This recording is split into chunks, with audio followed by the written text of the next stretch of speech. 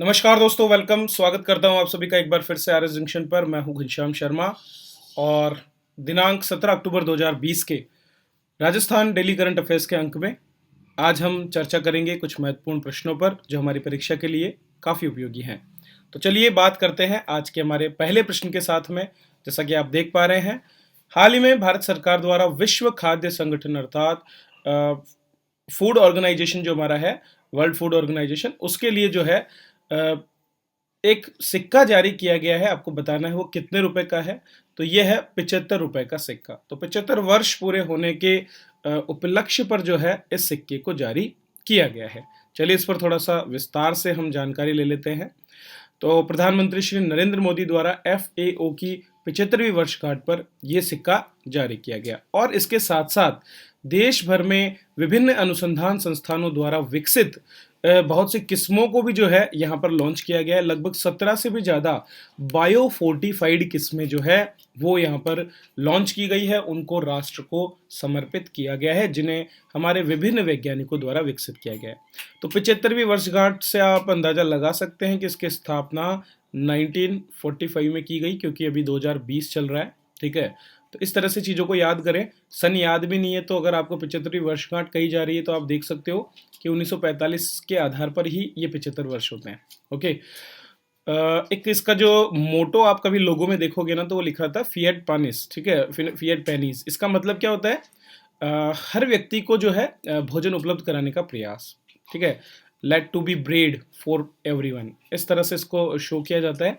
प्रधानमंत्री ने 2023 को, जो आने वाला 2023 का वर्ष है, उसको अंतर्राष्ट्रीय बाजरा वर्ष घोषित करने के भारत के प्रस्ताव को समर्थन देने के लिए भी FAO को धन्यवाद दिया है।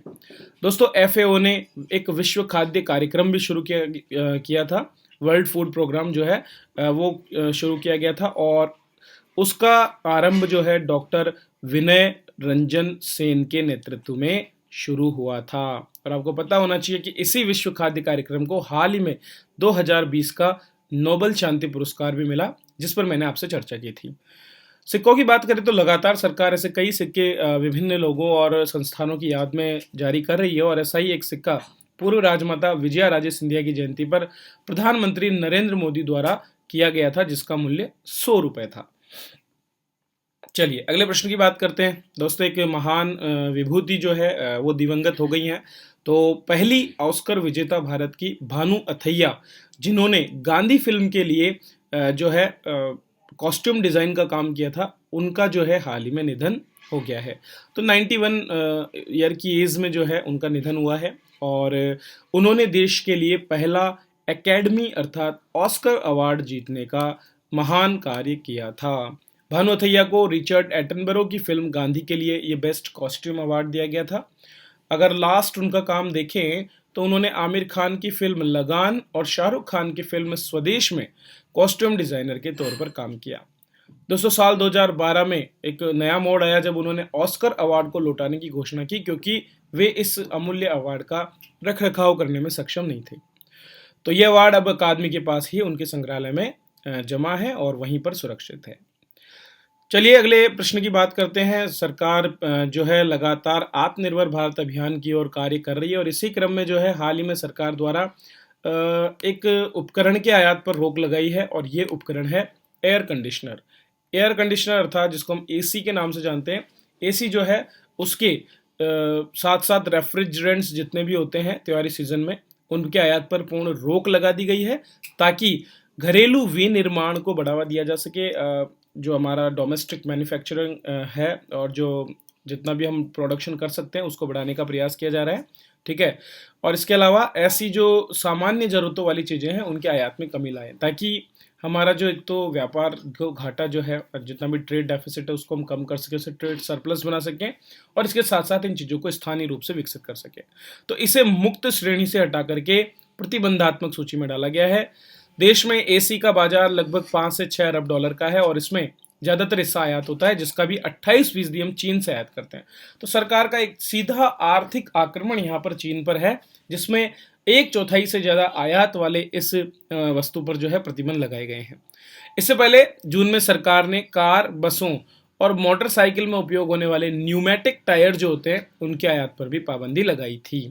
हालांकि दूसरी ओर सरकार ने कुछ निर्यात होने वाली चीज़ों पर भी पाबंदी हटाई है, जिसमें अल्कोहल आधारित हाथ स्वच्छ करने वाले जो सैनिटाइजर्स हैं उनको कोरोना वायरस को देखते हुए रोक लगाई गई थी, लेकिन अब चूंकि इनका उत्पादन बड़े स्तर पर हो रहा है तो उसको देखते हुए इसे हटा दिया गया है। पूरे देश भर में पर्यावरण संरक्षण से जुड़े विभिन्न निर्णय सरकारों द्वारा लिए जा रहे हैं और इसी क्रम में जो है हाल ही में नई दिल्ली की सरकार ने रेड लाइट ऑन गाड़ी ऑफ अभियान की शुरुआत की है। दोस्तों, ये एक ऐसा अभियान है जो रेड लाइट पर लोगों को अपनी गाड़ी को बंद करने के लिए प्रोत्साहित करता है। दिल्ली में 1 करोड़ से भी अधिक वाहन है और ऐसे में अगर 10 लाख लोग भी लाल बत्ती पर गाड़ी बंद करना शुरू कर देंगे तो दिल्ली में बहुत कम प्रदूषण हो जाएगा। एक गाड़ी प्रतिदिन 15 से 20 मिनट तक लाल बत्ती पर खड़ी होती है और लगभग हर 5 मिनट बाद में गाड़ी को लाल बत्ती का सामना करना होता है। तो पहले भी आपने देखा होगा पीसीआरए द्वारा इस तरह के बहुत से अभियान चलाए गए हैं, ठीक है, और इसी क्रम में दिल्ली सरकार अपनी तरफ से ये प्रयास कर रही है। दिल्ली सरकार के और अन्य कदमों की बात करें तो इसके तहत राजधानी दिल्ली में बसों की संख्या बढ़ाई गई है, ठीक है, ताकि सार्वजनिक परिवहन के माध्यम से जो जीवाश्म ईंधन का खर्च है उसको रोका जा सके। दिल्ली में पराली को नष्ट करने के लिए भी कदम उठाया गया। हालांकि अगर देखा जाए तो दिल्ली के पूरे प्रदूषण का मात्र 3 से 4% ही पराली पर आधारित होता है। ट्री प्लांटेशन नीति लागू की गई है और सबसे बड़ी बात, इलेक्ट्रिक वाहन नीति लागू करते हुए 2 पहिया और 4 पहिया वाहनों को दिल्ली सरकार समर्थन प्रदान कर रही है, उनको अतिरिक्त मदद प्रदान कर रही है ताकि लोग ऐसे वाहनों को खरीदने के लिए आगे आए और इनका उपयोग भी बढ़े। चलिए, रक्षा क्षेत्र के अगले प्रश्न की हम बात करेंगे। दोस्तों, भारत की पृथ्वी मिसाइल का हाल ही में परीक्षण किया गया है। दूसरी बार इसका 1 महीने के भीतर परीक्षण हुआ है। तो आपको बताना है कि भारत की पृथ्वी मिसाइल किस प्रकार की मिसाइल है। तो अगर मैं बात करूं तो ये एक शॉर्ट रेंज बैलिस्टिक मिसाइल है, ठीक है, और स्ट्रेटेजिक कमांड फोर्सेस का ये हिस्सा है, जिसे हमारे integrated guided development missile program जो है उसके तहत डेवलप किया गया है। भारत ने शुक्रवार को ओडिशा के बालासोर तट से 250 किलोमीटर से भी अधिक स्ट्राइक करने वाली पृथ्वी रेंज जो पृथ्वी 2 वर्जन है उसका सफल परीक्षण किया। दरअसल इसके 3 वर्जन हमारे पास हैं, पृथ्वी 1, 2 और 3। पृथ्वी 1 जहाँ भारतीय आर्मी का हिस्सा है, वहीं पर पृथ्वी 2 को इंडियन एयरफोर्स के लिए और पृथ्वी 3 को जो है आपके नेवी के लिए डेवलप किया गया। पृथ्वी 1 की क्षमता लगभग 150 किलोमीटर है, जबकि पृथ्वी 2 250 से लेकर 350 किलोमीटर तक निशाना साधने में सक्षम है। वहीं अगर हम बात करें पृथ्वी 3 की तो ये सर्वाधिक 600 किलोमीटर तक निशाना साधने में सक्षम है। पृथ्वी 2 मिसाइल 500 से लेकर 1000 किलोग्राम तक आयुध ले जाने में सक्षम और इसके 2 इंजन तरल ईंधन से चलते हैं। देश में विकसित हुई ये मिसाइल 150 से लेकर 600 तक कुल जो इसके तीनों वर्जन है वो निशाना इसमें लगा सकते हैं। तो इस तरह की लगातार डीआरडीओ द्वारा मिसाइल्स का जो है परीक्षण किया जा रहा है और पूरी तरह से हमारी मिसाइल क्षमता को स्वदेशी करने के प्रयास इसमें हो रहे हैं। तो दोस्तों, ये थे आज के कुछ करंट अफेयर्स जिन पर हमने चर्चा की है।